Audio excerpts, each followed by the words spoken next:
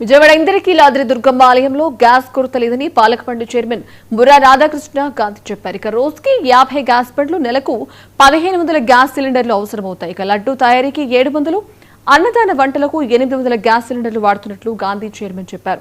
అమ్మవారి దయ వల్ల ప్రస్తుతం గ్యాస్ బండ్ల కొరత లేదు. అలాగే ప్రత్యామ్నాయ ఏర్పాట్లు చేయడానికి కూడా సిద్ధంగా ఉన్నట్లు చైర్మన్ గాంధీ చెప్పారు.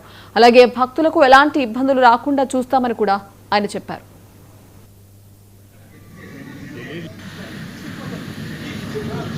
ఓం శ్రీ గణపతిగా నమః. మనం ఈరోజు ఇక్కడ మన విజయవాడ ఇంద్రకీలాద్రి మనకి ఏ భక్తులైతే మనకు వస్తున్నారో వాళ్ళందరికీ మధ్యాహ్నం భోజనాల ఏర్పాట్లు, రాత్రికి భోజనాలు ప్లస్ టిఫిన్ ఏర్పాటు చేసే ప్రదేశానికి మనం వచ్చాము.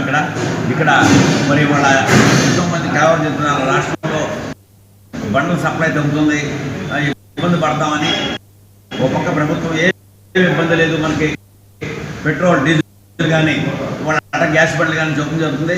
అదేవిధంగా ఈ రోజు వరకు కూడా మనకి ఎప్పుడు కూడా ఒక బండ ఇంతవరకు తగ్గించలేదు.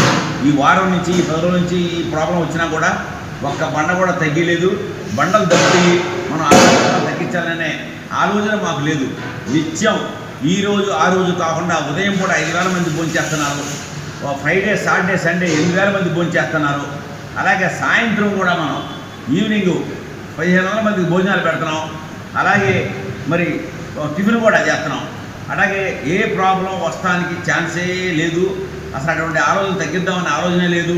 ఇప్పుడు వరకు వాళ్ళు మనకు ఒక్క బండ కూడా తగ్గించలేదు. ఎప్పటికప్పుడు సప్లై చేస్తున్నారు. అటువంటి ప్రాబ్లం పడాల్సిన లేదు. భక్తులు కూడా విన్నవి ఎవరు ఎంతమంది వచ్చినా కూడా మనం నిశ్చితి జరుగుతూనే ఉంటుంది. నో ప్రాబ్లం, ఇబ్బంది ఏముంటుందో. జై భవాని.